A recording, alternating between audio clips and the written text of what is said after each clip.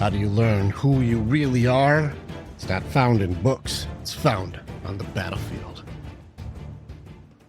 It's, not necessary, but I came across you on TikTok, and one of the videos was probably something to do with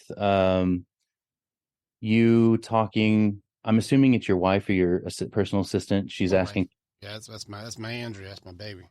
So she'll say something like, hey, how do you communicate better? And you'll say, well, what if I said, why do you do this way? And that's something endearing to me, because that's the type of thing that I do with my wife, and making sure that point comes across, hey, I'm asking to better our communication, our relationship, to partner with you, and not in a derogatory or accusatory way, or casting judgment. So it struck my attention, needless to say.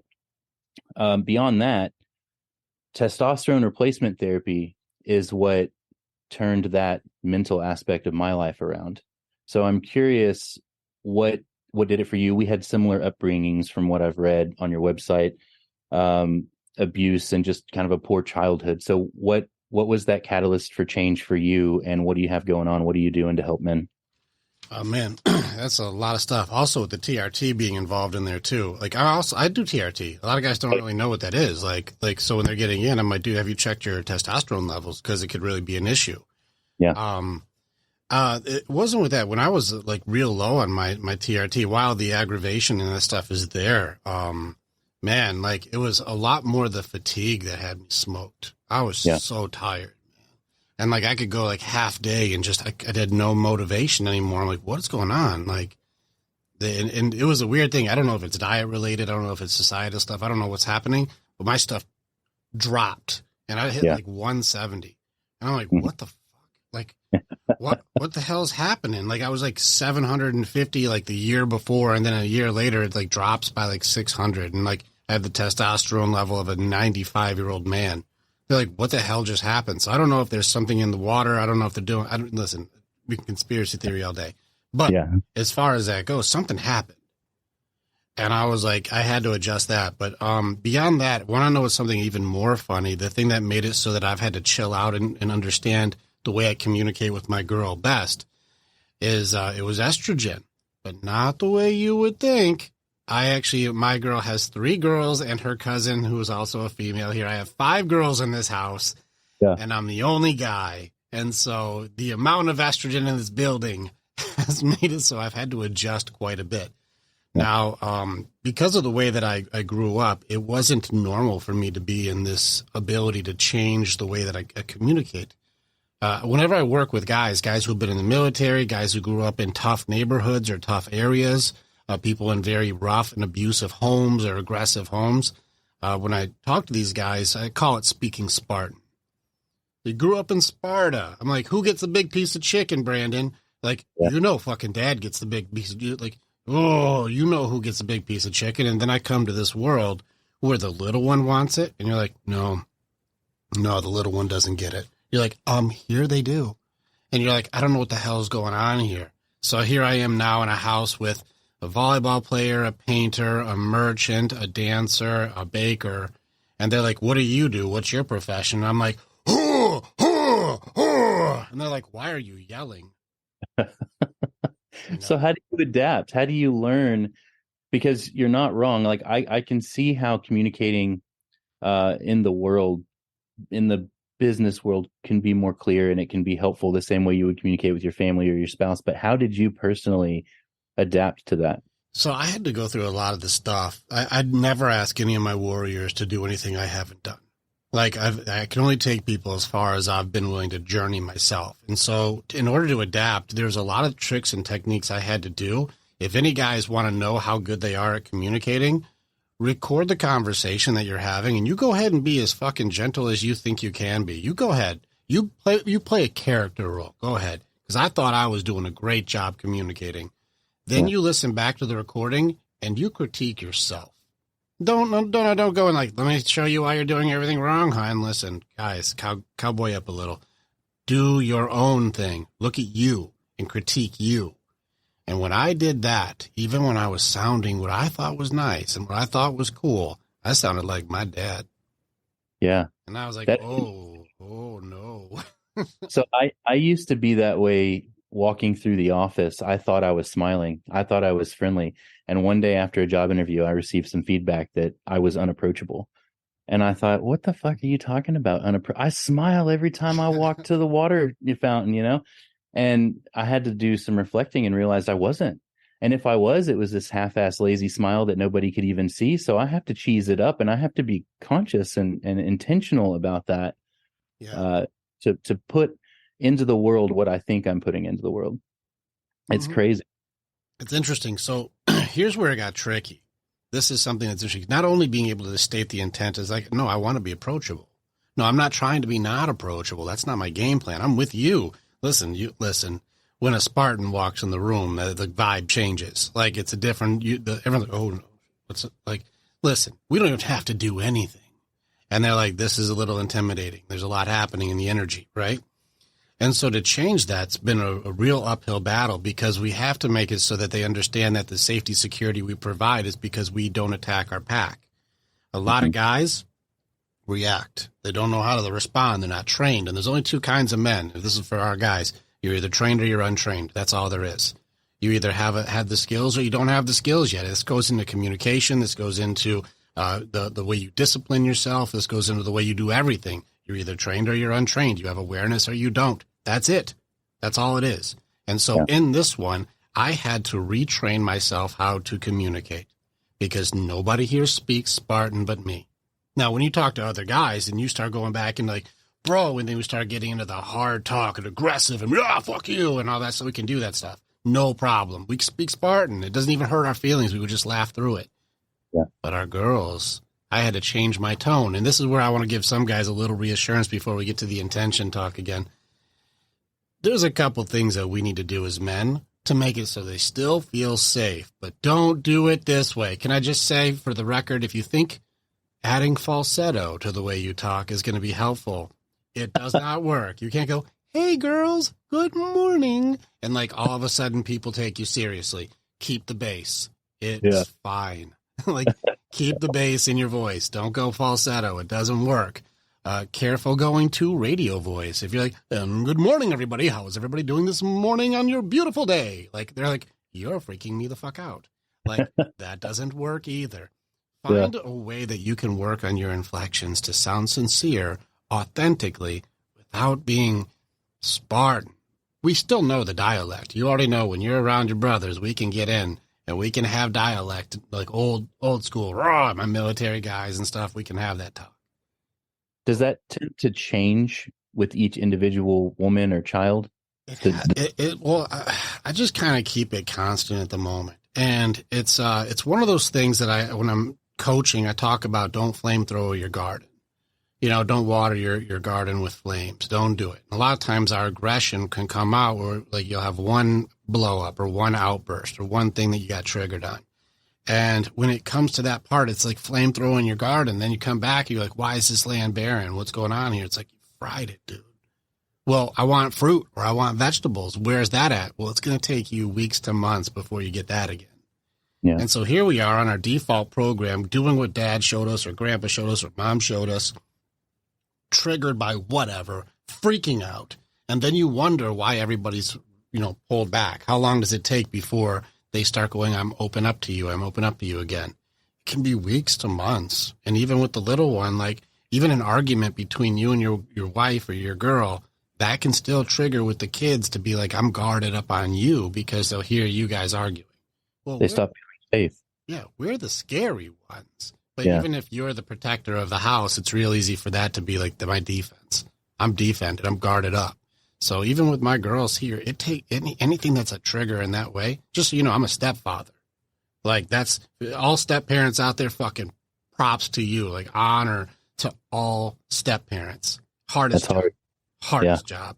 Because even dad, who had 2 years on his bender, like disappeared, and I'm there the whole time. He gets 10 times more grace than I do, and I show up. So this is where like praise your step parents. This is moms and dads. Praise your step parents because it's a 10-to-1 scale for respect, love, and honor versus the biological parent. So praise to them. But the amount of work that I have to do if Andrea and I get into it, and we have our day, we're human, we get into it, like separate for a long time. They don't even have to be a part of the conversation. They're not even around. We can be behind closed doors, and they're still going to be like, months before you. And like, I don't get that love. I don't get that. Like the middle one and I, the oldest one, she'll say she loves me because I pulled her out of hell. But the middle one, we headbutt. That's the closest thing we get to like love you is like headbutt. The little one, sometimes I get surprised. She'll tell me a story. Yesterday she came in. Andrea was joking around, pretending to be asleep. And she's like, Rick, I'll tell you the story. And then she told me a little story about what was going on. And I was like, she just told me a story. She's talking to me. She's talking to me. I'm just being cool for months. Like just cool. Like I listen to their stuff. I don't get in. I don't listen. I'm just going to tell you, here's a tough part for my job is I'm a behavioral expert when it comes to humans. And I can't mention any of that. I can't go like, well, you do. No, you're doing a thing right now, right? You can't do that. They hate it. Yeah. I'm the same way. I'm a stepfather, and I've got a 17-year-old daughter that calls me father.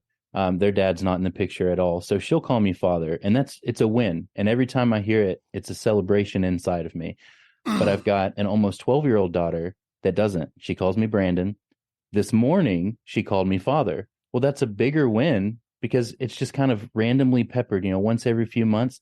But it's celebrated more by me than the one that does it every day because she does it every day. Oh, yeah. But yeah, those are victories that I like to. Bro, they mean a lot. Massive victory. That's man, fucking honor to you, brother. Look at you. Like that's a huge man. I remember the first time the oldest one when she said, "I love you" back, even if they accidentally say it. Like I got teary eyed, man. I was like. Man, she said that. They said it back. It's like a year of me saying it before they even mentioned shit. Like, dude, congrats, dude. That's you got that dad stamp this morning. Way to go, man.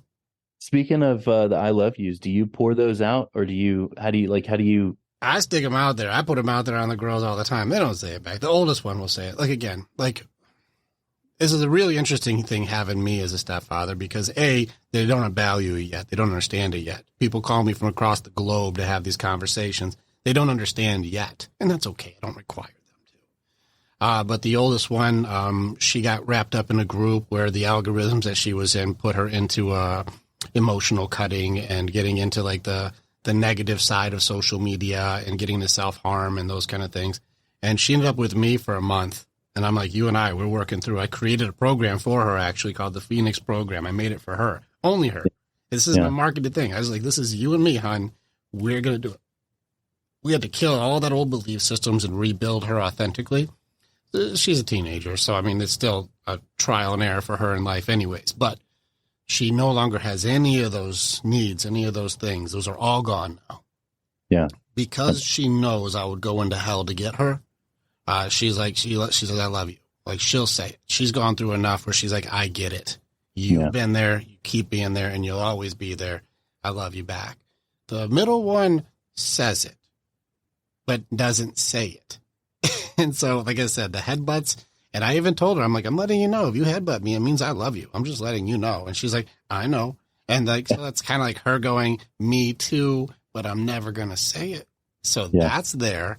And then the little one, there ain't nothing. I tell her I love her. I'm proud of her. I appreciate her. I'm happy when I even praise her. I'm like, when you do those little things, it means the world to me. And she's like, okay. Like, that's it. I'm not getting anything. It's there, but it's going to be a minute. Why is that? Because to me, and I'm not a professional, it seems backwards. It seems like it would be easier for the younger and harder for the older. Stay with us. We'll be right back. Warrior, thank you so much for being a part of the information that we have. And you're part of our story as we are a part of yours. It's very much an honor to be able to connect with each other. If you want to know more or you want to get started with working with me or working with our warriors so that you can begin your path to authenticity, strength, leadership, and accountability, this is the way. Together, we are way stronger. Now you get to choose. Do you go forward or keep doing what you've always done? If you stay where you're at, hey, click on some of the stuff and follow what it is. We got motivational stuff. We've got podcasts. We've got more things. Just subscribe and do the stuff, and we'll keep you updated. But if you want to start going in, start jumping into what our programs offer and start your journey and being the hero in your own story.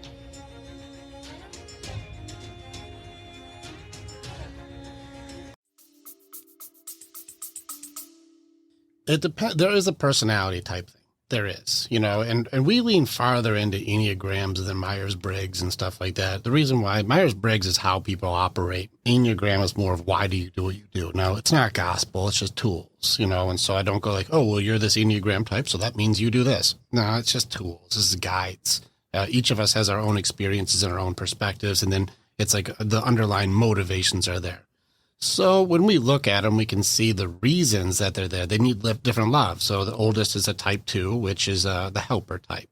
And so that type is going to be more the people pleaser, the try to fit in with the crowd. And, the one who, how can I help? How can I help? How can I help? But unfortunately, because her upbringing before she ever came in my life was with very self-serving people, she has this caveat curse in there that she has to break from her mom and her dad, which is, I'll help you as long as it helps me. Only. And that curse needs to be broken because it goes against her own personality type. Interesting fight she's got, right? The middle one is a type 7. This is the enthusiast. This is the Tiggers of the Enneagram. Bouncy, bouncy, bouncy. Like they just like to have fun. Everything's good. Everything's positive. It's fine. It's cool. I don't want to talk about negativity. No. We're good. But she's gone through some pretty tough things, and I can tell she's pulled back because she had her first heartbreak, and it's a pretty shitty scenario, but even more shitty is I called it step by step months before and no one wanted to listen to me. I'm like, you guys do know this is going to happen. And then it does. And I'm like, I don't want to say told you, but you guys remember, I don't want to listen to you when I said this is happening. And I'm like, they're going to do this next. It's like, I don't want to hear about that. And like, then next time you see it, that's happening. I'm like, I'm shocked. Listen, they don't want to deal with the negativity. So I have to go with her and try and give her that safety, security, that it's okay. Even the hard stuff, we can talk about it. And I got you. The little one is most likely a type 1. That's the perfectionist. The inner monologue for the type 1 is fucking mean, man. They are so tough on themselves. They're so hard on themselves that to get through that, it takes a lot. And if they're guarded up on themselves, they'll definitely stay guarded up on a step parent. And people with type 1s, they really do struggle getting through that one. And so they're so hard on themselves that like it's really difficult to accept praise, to accept compliments, to accept grace, to accept love, to accept forgiveness. Hard. Yeah. So there's those things. And my girl, Andrea, she's a type 3.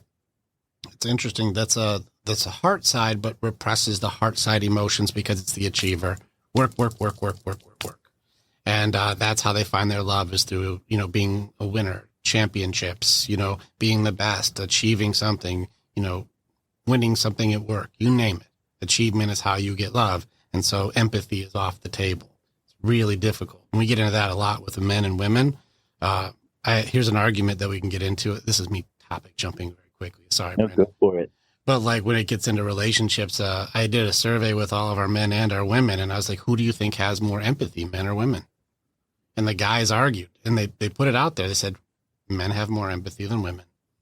And the women are like, I don't think so, blah, blah, blah. And we're like, listen, I'll give it to you for babies. Women can have more empathy with babies. That's how they can know what a baby needs without hearing like any word said. Granted. But when you get older, men do not completely alienate an entire part of the population. But women do. Because men can be empathetic to women, children, babies, you name it. Whatever you're feeling, I can be there and support you and protect you, and I've got you. Women do not have empathy for a man. Now, there's a difference from well-being and empathy, and this has got to be very clear. Do you need something to eat? Did the clothes get washed? Did we, take care of that thing together? Those are well-being. That's just stuff is taken care of. What are you feeling, and how are you really doing, hon? That's empathy. Yeah. Getting into what your heart say, not what did you provide or what did you do today. Different. And so this is an argument for you, is you've worked with enough people. Even when I did a 200-man survey, which is where I just stopped because I would have kept going if I was getting any variables, every man said, my feelings are important to me. My feelings are not important to her, but I wish that they were. Yeah. Cross I think board. that I think that makes sense. And even I would make an argument that women tear other women down. There's a lot of women. I think women make a lot of their decisions based on what they think other women are going to think, not what other men are going to think. So it's almost like, is there any empathy for anyone outside of a baby? Stuff. When I have my women's groups, every single like the self wounding thing, the wounding that the women have, like the internal dialogue, every curse that was in there was put there by another woman. His Yeah. mom or an aunt or a grandmother or a friend who like just threw a judgment out. And it may have been something quick, like something so simple, like, ooh, that's not flattering on your body type. Well, I loved it before you said that. Yeah. And that one sentence that mom threw out there has made it so you went from excitement to shame immediately. And then And now I shouldn't wear certain things because of my body type is wrong. ever. They remember that forever. Correct. Until they do work to correct it.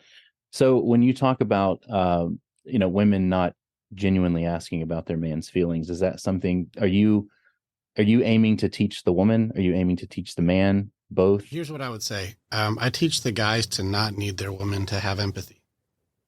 You're like, wait. What'd you say? Remember, who can have empathy for a man? Men. You just had that thing with your daughter, and man, my heart filled up for you. Yeah. Like, that's a fucking win, man. I'm like, that's my dude. Yeah. Like, that's good. That feels good.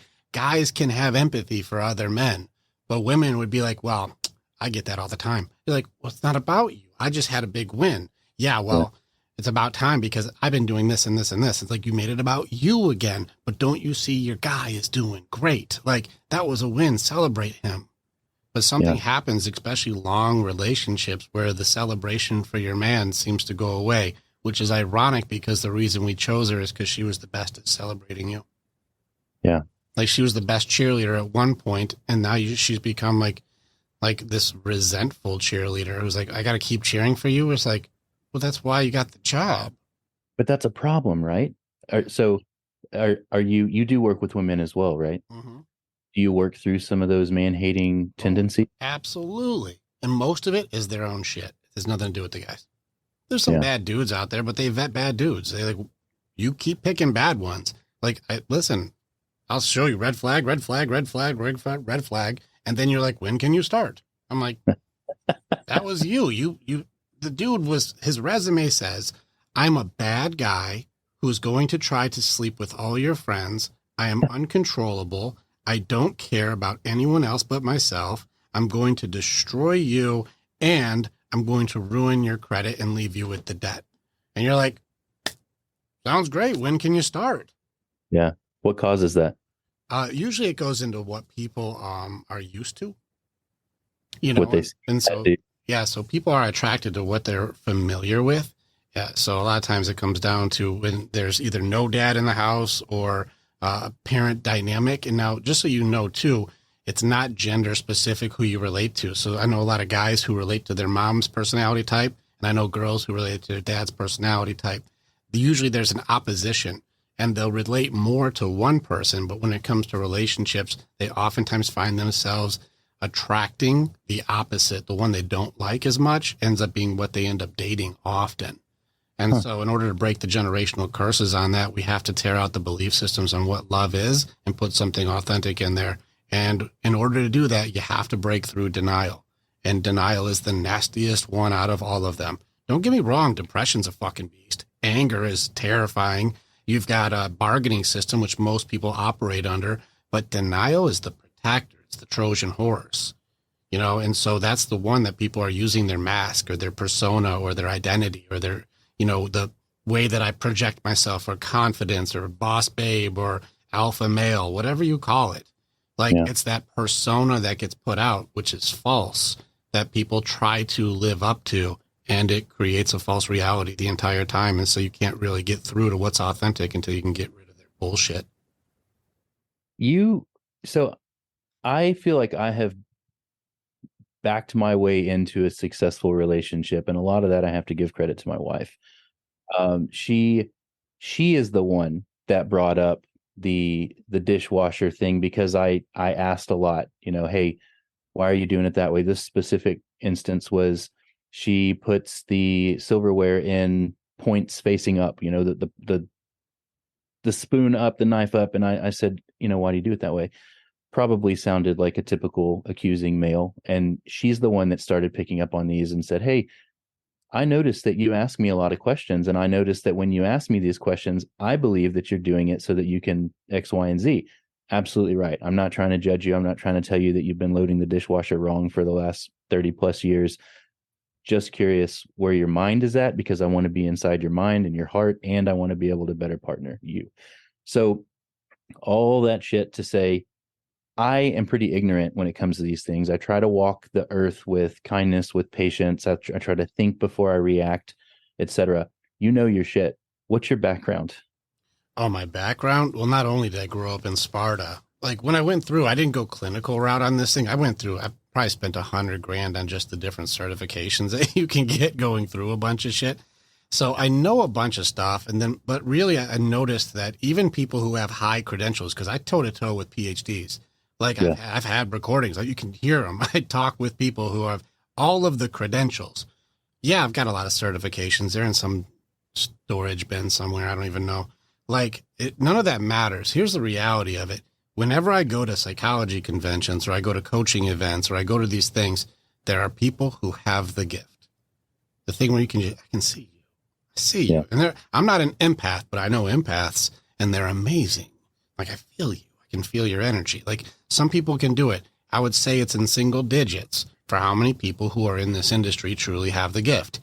I have the gift. And whenever I'm challenged, which is why in the Warrior's Way, one of the parts for our creed is to challenge everything. You should always ask questions. You should challenge competency. Is that person good or are they not good? Do they know their shit or do they not know their shit? Are they trying to share their opinion or are they trying to give you what works? Challenge everything. When you do this, you'll spot competency pretty quickly. In which case, that's where a lot of my background comes from. Not to mention I've been doing this for almost a decade now. So I've been through the mix and I go into hell daily. So I go and get people. I know where you're at. I didn't have to read a book. I go there. Mm-hmm. I know where you're at. And I'm the same. I don't put any faith in a PhD or an MD or any kind of background. I see personally what these credentialed medical providers are doing to testosterone patients on a daily basis, and I see the ignorance that that degree means nothing to me. Your medical school means nothing to me. Yeah, but will you do the work? Will you show up? Are you really competent in what it is? And so, to get back to the thing with there's a few things that you said that I just want to circle back on. When, you said, typical accusing male, it's interesting that we're taken this way because what an assumptive statement. You're a typical accusing male. Well, most guys working with men, when you look at it's funny that blame sentence is even there. It's a very judgmental sentence. A typical accusing male. It's a triple judgment right here. It's a judgment. So, okay. When you look at this by itself, that by itself is meant to be emasculating when really what's happening with a typical accusing male is I'm actually asking to understand, but you don't like the cadence, the tone. Yeah. And this gets into the assumptions. I assume that your tone means this. I assume that when you said it that way, this means this. Even with Andrea and I, when you heard, what do you think when I say it like that? She's like, it feels like you're trying to make me feel bad. I'm like, interesting by itself. I am trying to make you feel bad is what you created for me when I'm simply really trying to know what is the reason that is there. These assumptions people put in as facts, they're not true. We made them up. Heck, simple book. I got another one, old book, 4 Agreements, Don Miguel Ruiz. I reread it again. I read it 20 years ago when I was super young. And I'm like, this is good points. I didn't realize this guy was dropping bombs every paragraph. He condensed decades of information into small amounts of phrasing. I was so impressed when, again, you go back and you look at do not make assumptions and don't take things personally. It is not them doing something to you. Stop adding and calling it facts. It's not true. So here you are wondering, what are you doing that for?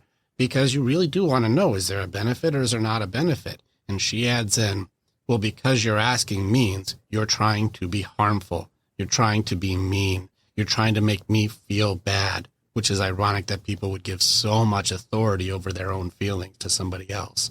hilarious just to begin with. Do they do that because they're projecting why they would be asking? Well, look at the base format. For the guys, when you look at the 3 basic needs for guys versus the 3 basic needs for women, the guys is funnier. So we can stick to that one easier. Hungry, horny, appreciation. Like, appreciation's the big one. But yeah, hangry dude's annoying to talk to. And like a guy who's like undersexed in the relationship is going to be irritable.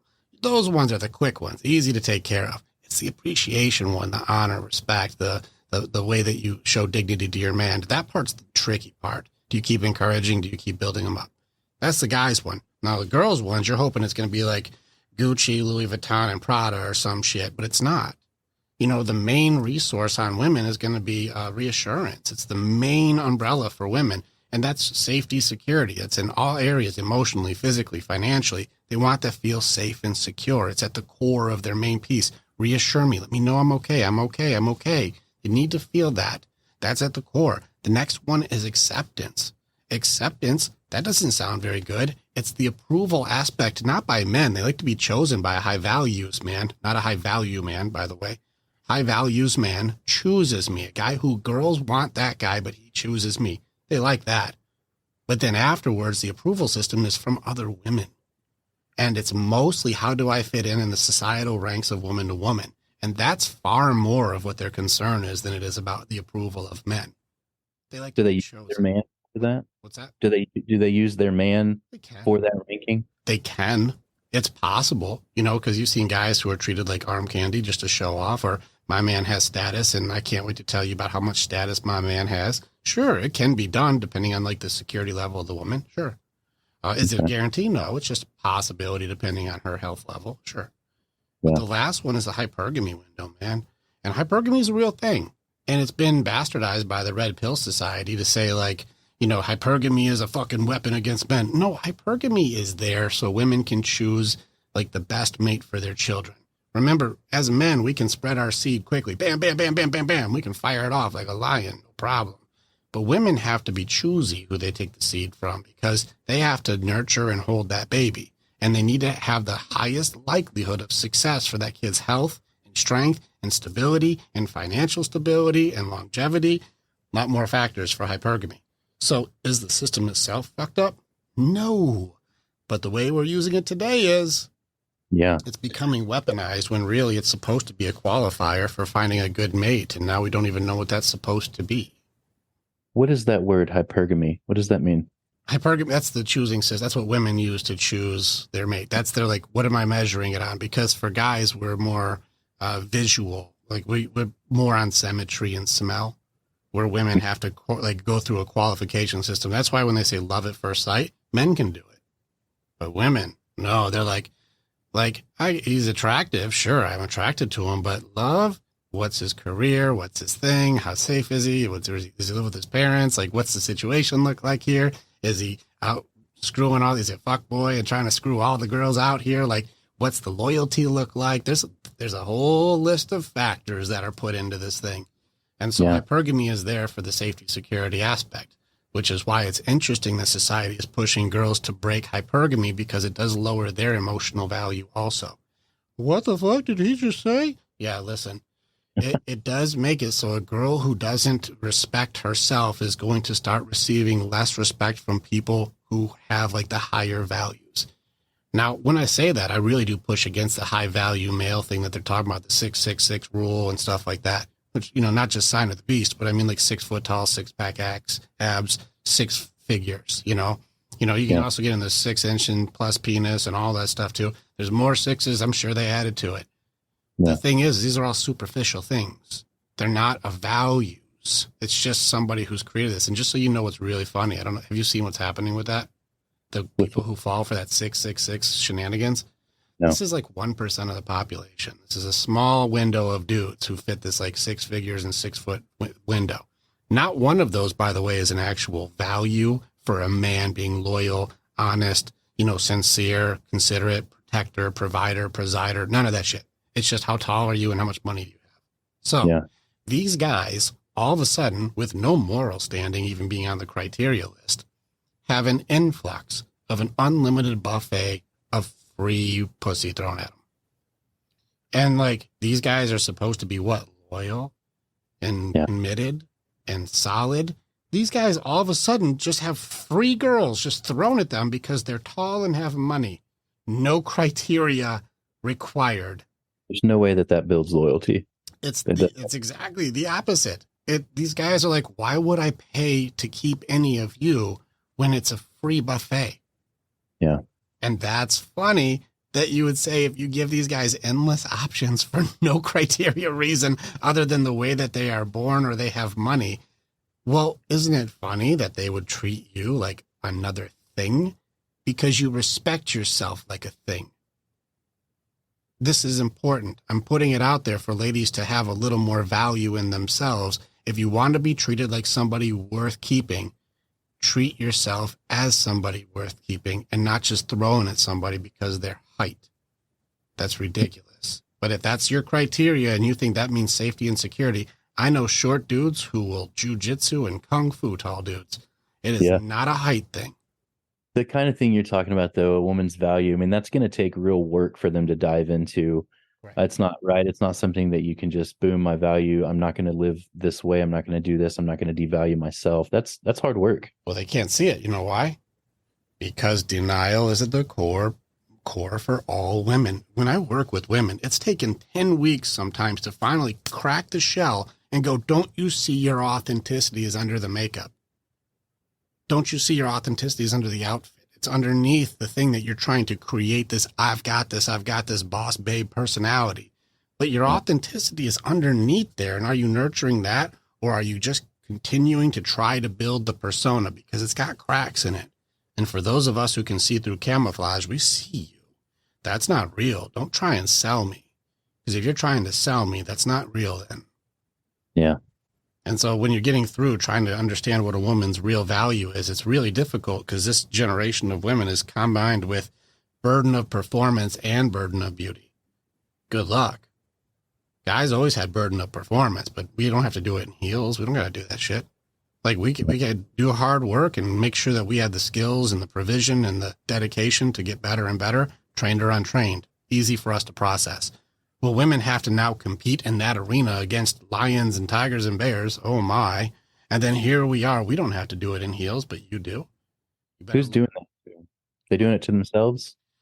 It's an interesting push on society's setup that it's pushed that women need to be doing it this way. The funny thing is I talk to the women who are highly successful, who have actually done all of the things that they said are supposed to be done. You can see it on TED Talks. You can see it all over the place. Women who are self-made millionaires, they're the attorney and the firm, they're the doctors, they're the people who have beaten and competed and won, but it goes against their entire biological design and they're struggling to be good moms. They're struggling to find balance in their life. They're getting overwhelmed and overrun because they're not built to do it all. And somehow us guys now are supposed to be the one who picks up the slack from them overwhelming themselves.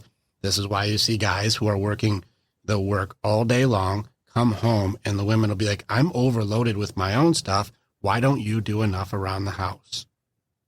Yeah. So like, well, you do know that I just did a job that A, you couldn't do if you wanted to because you can't lift the shit I can lift.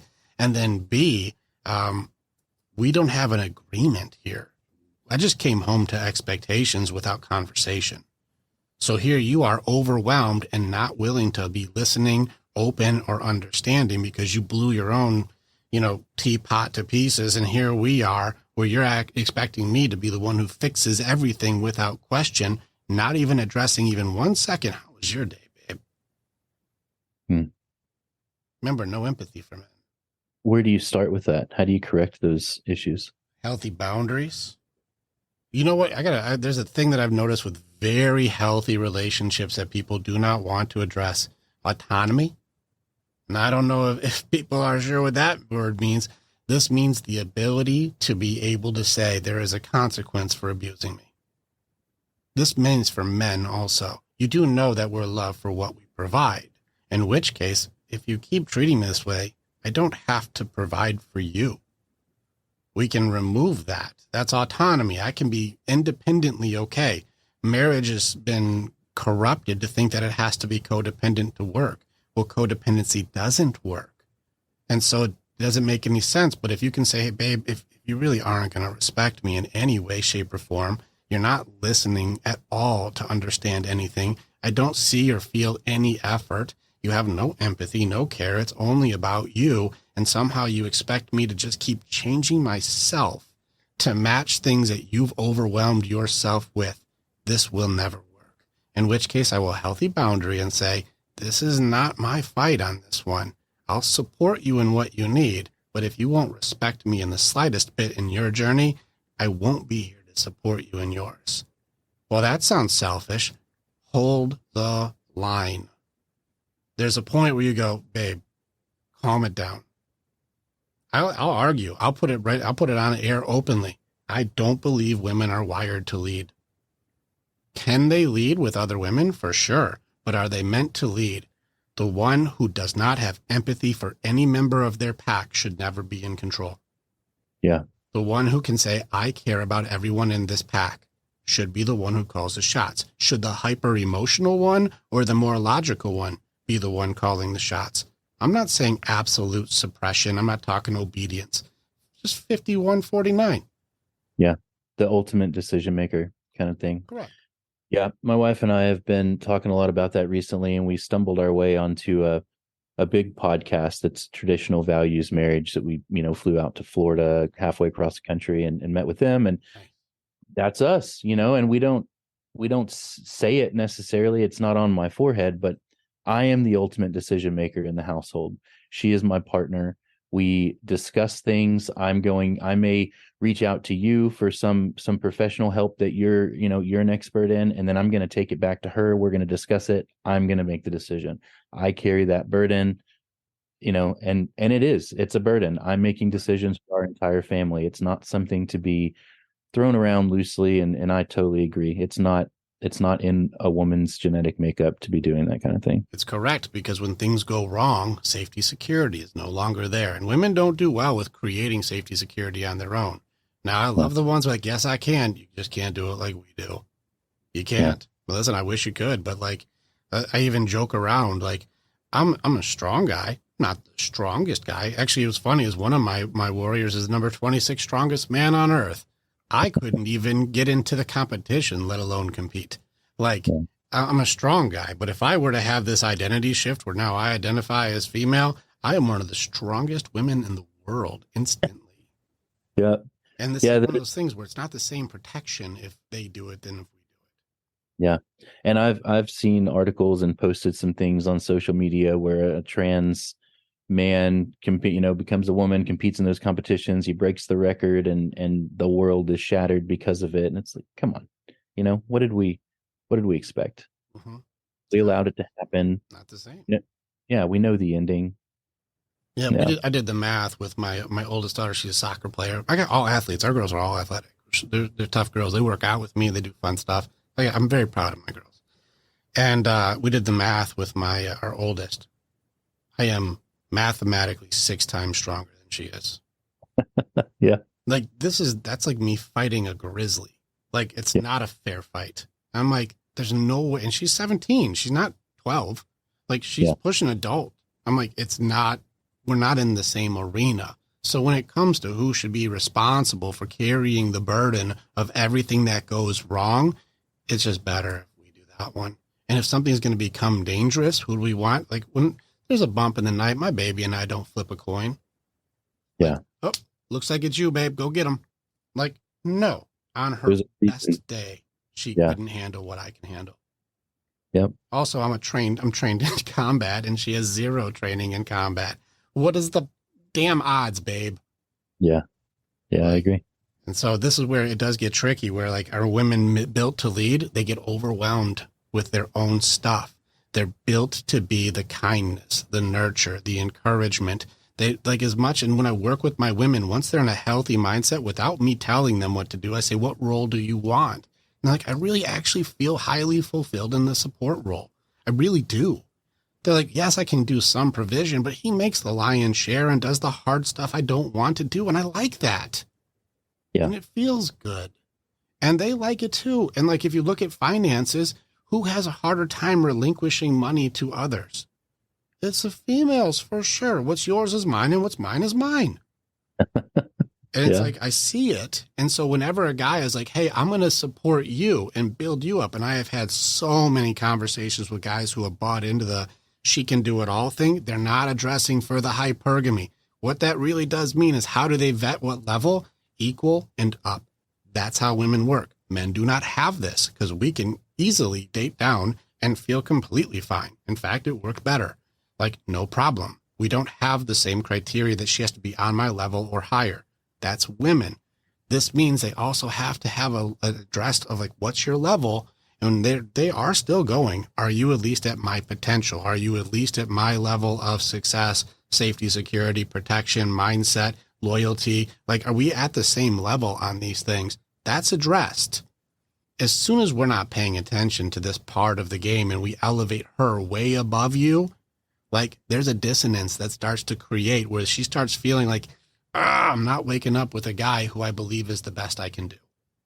As soon as she wakes up looking at you and going, I think I can do better than this, then you're going to start having struggles in the relationship because there's going to be expectations and nagging and complaints that start coming out of left field. Even if you're doing upstanding citizen shit, like she's going to start creating problems. It's because there's a dissonance in the level. So what should guys do about that, right? Is there a potential for that level up to happen during the relationship? Or are we so what would cause that? What do we need to look out for to make sure that they don't leave us behind? We need to keep working on ourselves always.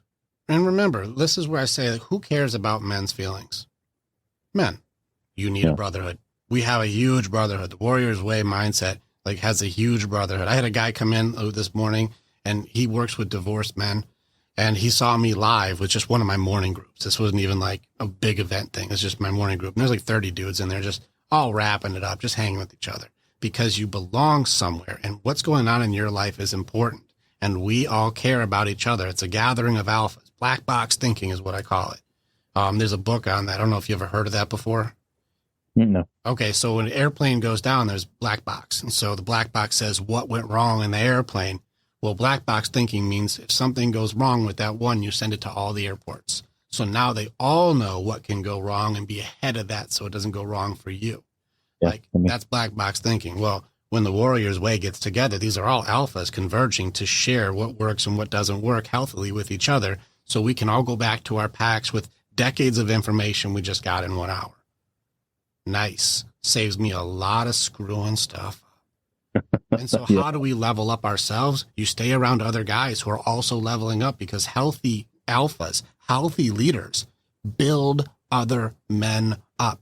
We don't push them down. You're telling me you're having success. I don't look at that as intimidating. I look at that as I'm fucking proud of you, dude, because I need you to feel as strong, if not stronger than me. Because if I'm locking shields with you in our phalanx and you're protecting my left and I'm protecting your right, it does me no justice to knock your knee out. Yeah. Like, that's you're guarding me, man. I need you. I hope you're stronger than me because that makes my left side stronger. Yep. And I can think back over the years about guys that I've had in my life that I felt like treated me. They were more like a woman. And it was that knee knocking, and it wasn't I felt like I had been threatening to them. And, again, something I haven't put tons of thought into, but it feels a whole hell of a lot better to be with somebody that not only are they going to build me up, but I like to surround myself with people that I can learn from, going out to Florida, being on the To Be Better podcast. And that dude knows his shit. I can learn from him, not only relationship stuff, but just the logistics of podcasting and cameras and audio equipment, that kind of, I want to learn from you. And that's the kind of people that I like to surround myself with. People that are. I hope you're getting some value from this. And I'm like, yeah, definitely. No, so how do we check out the Warriors Way? How do we get into that group? What's going on in there? All right. So we got a bunch of stuff on the website right now. We got our podcast with the Battlefield of the Mind is out there. You can see a lot of information, hopefully cool. I'll be posting this up with us also, but the stuff that we have out here is like designed to get us to the website. There's do-it-yourself options, which we're creating, but there's a system that goes in. If you want to join the Brotherhood, you're going to have a phone call. We have criteria for the creed that we operate under. And like, if you want, I don't mind sharing with you what's our creed. What do we stand for? Because if anybody's like, I don't agree with that. I don't think that what you do is the kind of group I could get behind. Like, don't bother. Don't even try calling us because you're not going to fit in. So you want to hear our creed? This is like what the Warrior's Way lives by. Yeah, let's do it. Okay. The first thing that we have in the Warrior's Way is trust. Without trust, you do not have any dynamic, and we do not betray each other ever. You don't post other guys' shit online. You don't send stuff other places. You don't talk behind his back to people outside. Like, it's like Vegas rules. What happens here stays here. We grow together. It's just, we can't betray each other. We don't do that. Next one is no blame, no shame, no judgment. What has happened has happened. Every mistake is meant to learn from. Every loss is a lesson. So when guys are going through something that they screwed up or they figured out that was a really bad way to do it, we don't got to put him down or tell him he's a piece of shit or he sucks for it. No, what did we learn? How are we going to improve? And now we don't have to do that ever again. That's what it was for. Blame, shame, and judgment just gets in the way of healing. It's unnecessary. This also, just so you know, this creed works outside of the group also. This is how we train our men to be just in our own groups, in our society, in our friends, and all that stuff. Next one is authenticity. You haven't noticed yet when it comes to psychology world, I'm one of the few ones that'll say fuck, shit, and balls. Like, you can be yourself. Be you. Because people are starving for authenticity, and it's really difficult to live a denial mask and trying to keep up with the facade. Be who you really are. And if you don't agree with the way somebody talks or where they are, or you're judging their journey, go back to rule number 2. No blame, no shame, no judgment. Next one, willingness. You have to show up for yourself. I do not measure your success by your results. I measure your success by your effort. Just keep trying, man. Did you fall? Let's get back. I got you. Get up. Let's do it again. Did you fall? I got you. Get up. Do it again. The more that you get better at doing this, and the more you show, I'm willing to keep going, the more that men will respect you, because they know that you will keep getting up. And that's far more admirable than did you win. I don't give a shit. Did you get up is more important to me. Yeah. Next one is skin in the game. The guys who pay attention. Anybody who's willing to invest in themselves, they're going to show up, and they're going to respect the other guys a lot more too. Like, that guy put in just like I put in, and we respect each other for being committed, not only to ourselves, but to our families and our people. We are going to get better. So we respect each other for our commitments. The last 2 here is protect your pack. We do not attack each other, and we do not attack our family. You protect your kin, you protect your wife, you protect your brothers. We don't attack each other. We can have discord, and we have a thing called the arena, where if you guys need to hash it out, there's a healthy way to do it. And I want you to display your skills that you've been learning to show that you know how to have discord without being a dickhead. Like, yeah. I do want to hear your point of view, and so does the other guy, but we have to do it respectfully. And we do it almost like sensei rules, where you still like show honor to each other before the conversation, show honor to the guy who's like mediating with you, and then hash it out, and then show honor when you're done. Yeah. Like, there is a way that we can learn healthy discord as alphas. And then the last one is that we challenge everything. I explained that to you already. You should challenge competency, effectiveness, recognizing strengths and weaknesses. What am I good at? What do I need to work on? How can I respect you for your things? What are we good together? Because each of us fills in the gap for each other. We have to challenge everything so we can grow. And do not be afraid to have courage to ask questions, because how else do you grow? You should write a book. I'm writing my second one now, actually. Yeah, so the first one is called Everything is a Choice. I co-authored that with a grief specialist named Dr. Orrin Cox, PhD. This one is just mine, and it's called The Map Out of Hell. And it gets into the way we do our grieving systems, our coping mechanisms, the enemy within, which is fear, doubt, distractions, and excuses, correlated with the way that we try to control everything, the way that we believe things are. It gets into belief systems, and it also gets into a really tough chapter about what is truth. And it's pretty fucking hardcore. This book is built on principles, and so it's going to be not only things that work, but also gets into a very simplistic way to understand the way we operate when we're going through really, really hard stuff. So, yeah. I'm way ahead of you, bro. Awesome. So where's the best first place for somebody that might be interested in checking you out and joining For the get into it. website, usually people come through our TikTok. We have a big following on TikTok, but there's a link tree on there. But you can just go to the warriorswaymindset.com and just go in. There's a whole section there. If you just want to fast track it and join the group, there's a part there where you can have a phone call with me. I still do the phone calls for guys. Even though we have hundreds of people and thousands of people, I still like doing the phone calls to go like, are you the right guy for the job? Yeah. You know, and so we still vet our guys pretty seriously because we make sure it's the right men for the brotherhood, because we protect each other. We look out for each other. And we've got guys going through divorces, through deaths, through massive loss in their life, addiction, depression, anxiety, and we fight it together. And these guys are doing healthier than ever because, like, I'll give you a suicide one, man. You want to hear something fucking amazing? Definitely. So suicide is a huge thing for our men. Huge thing. You know what the number one thing I've noticed as a proprietor for suicide? Isolation. When you're all alone and you really truly believe no one gives a fuck about you, and you're sitting there in the darkness and you're sitting there in the dark thoughts, and you start trying to numb the dark thoughts with alcohol or any type of drugs or any distraction that you can think of. When you're alone and there is no hope and there is nobody who cares about you, it is catastrophic what we can do inside of our brains. Yeah. What we did is one of our warriors, Phil, he's got a wonderful story. Phil was just a TikTok follower, dude. He was nobody. He wasn't nobody. He was nobody. He wasn't doing anything.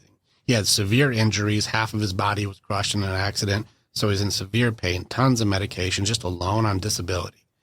And Phil just kept showing up and showing up and showing up on our lives. And he would just, with his left hand, hit like to a point where he's hit 100,000 likes. We got everybody cheering with Phil. 100,000 likes in just one video.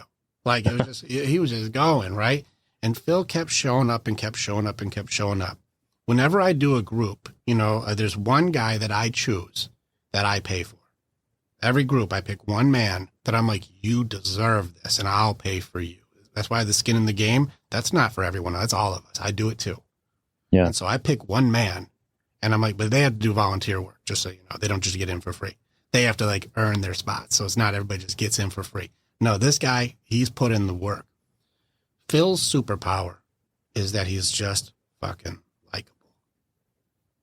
You wouldn't think that's very cool, but I'll tell you right now, talk about when you walk through the office and people are like, you're unapproachable. I'll take just likable for no reason. Ask any introvert.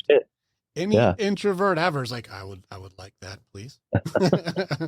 They just like you for no reason. That's Phil. He's just likable. What he did is he's like, hey, can I run like a nighttime group?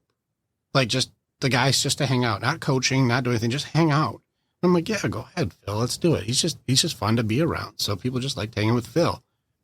So we started up this group, and it's really funny because we have all this warrior branding for all this stuff. The morning calls are called the phalanx, where we lock shields and fight life together. But the nighttime call was when Phil would just put the emoji with Elmo with like fire behind him.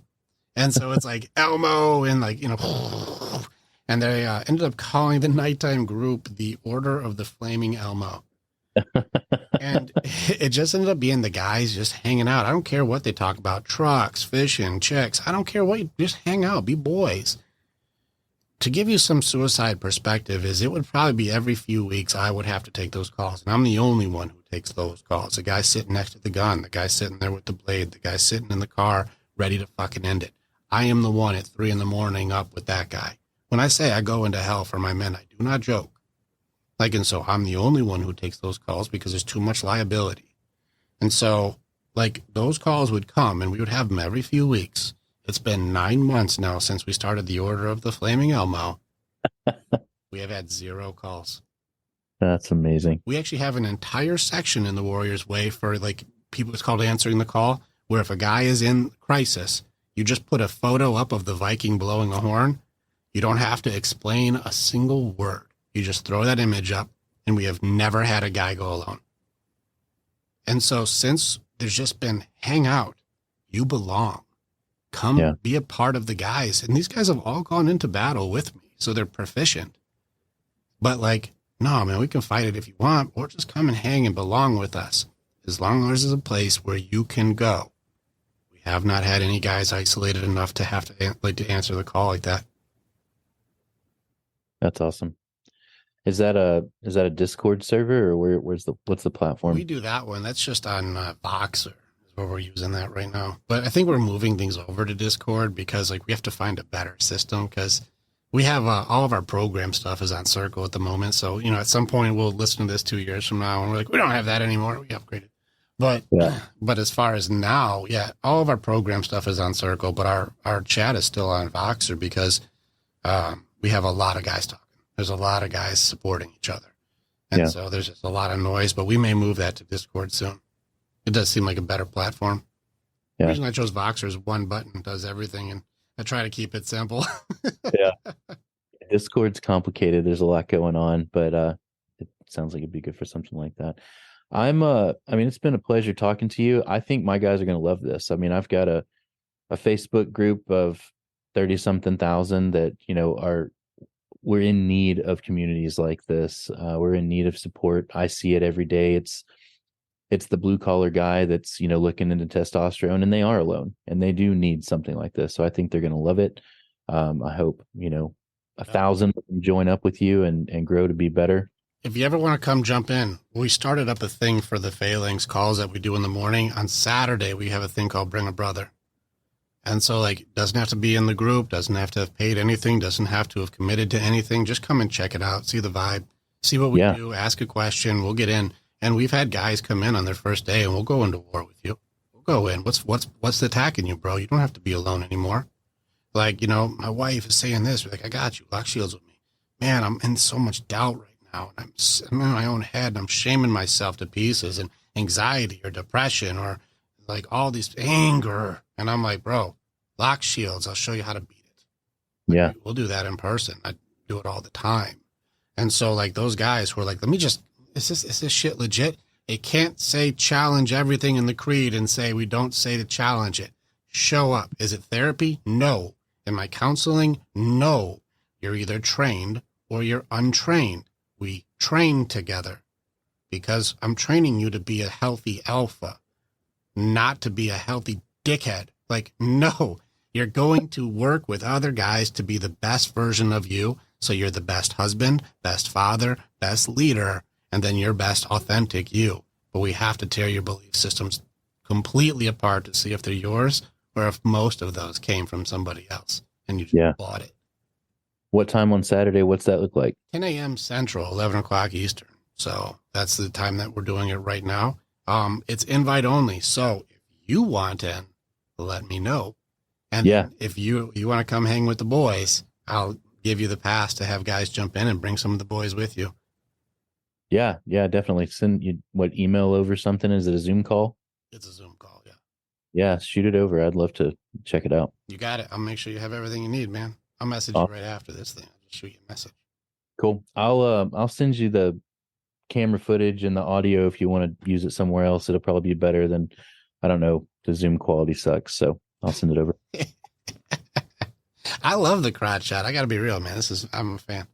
Yeah, appreciate it. All right, Rick. It's a pleasure. It was a pleasure. I appreciate you coming on the show. Yeah, thanks for having me, man. I appreciate you. Yeah. Right. Have a good one. Later, brother. Bye.